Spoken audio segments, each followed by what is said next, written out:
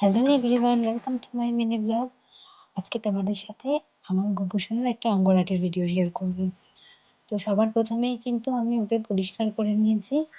তারপর একটা নরম কাপড় দিয়ে ভালো করে ক্লিন করে নিয়েছি।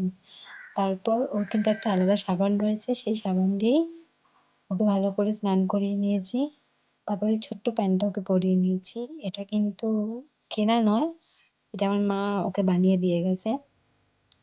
তো তারপরেই আমি চোখের লেসটা করে নেব সাদা রঙ দিয়ে। তারপর আইব্রোগুলো ড্র করে নেব আর চোখের লাইনারটা একটু ড্র করে নেব। তারপরেই সবথেকে কঠিন স্টেপ কিন্তু চোখ আঁকা।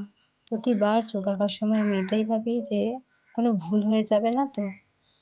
তো এই ভয় মনের মধ্যে নিয়েই আমি আস্তে আস্তে পুরোটা কমপ্লিট করলাম। তারপর তিলক কেটে নিলাম সাদা রঙ দিয়ে। একটু গালেও অল্প করে কলকা করে নিয়েছিলাম ছোট্ট করে। আস্তে আস্তে পুরোটা কমপ্লিট করে নেব। তোমাদের কার কার বাড়িতে গোপোষণা আছে আমাকে অবশ্যই জানিও। তো আমি সোজাগাতের সময় গোপালের অঙ্গরাগটা দিতে পারিনি, শরীর খারাপ ছিল তাই জন্য উল্টো রথ তো সামনেই, তাই ভাবলাম ছোট্ট করে একটা অঙ্গরাগ দিয়ে দিই আমার গোপোষণাকে।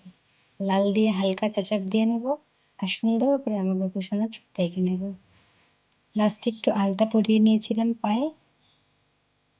তো এই ছিল আমার গোপোষণার ছোট্ট অঙ্গরাগের ভিডিও। তাদের কেমন লাগলো অবশ্যই জানাবে। সবাই ভালো থাকবে, সুস্থ থাকবে। দেখা হচ্ছে পরে একটা মিনি ব্লগে। টাটা।